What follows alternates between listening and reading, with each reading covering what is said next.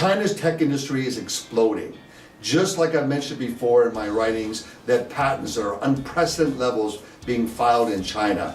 And last year when we look at the success of years ago setting a record in patents being filed, now we're seeing the gross output value of Chinese tech firms hit 20 trillion yuan, or about $3 trillion US dollars.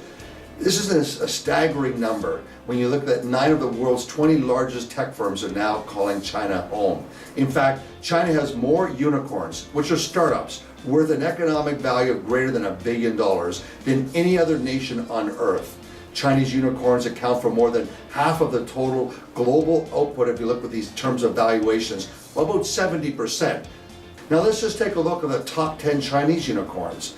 Ant Financial, for instance, formerly known as Alipay, is the number one with a staggering, almost nose-bleeding valuation of $145 billion.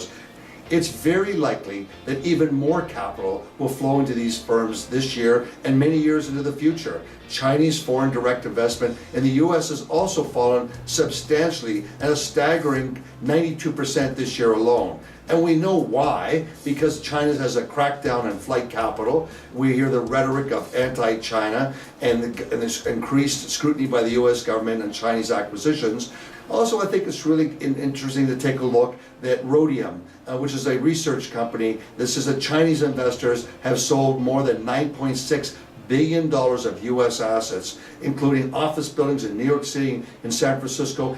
Where will this flight capital go to? Will it be reinvested into unicorns in America, or will it go back to China? I don't think anyone can say for sure. But my guess is that this will have a huge windfall in the already fast expanding Chinese technology industry. For more news on China and other emerging markets, I highly urge you to come and subscribe to Frank Talk.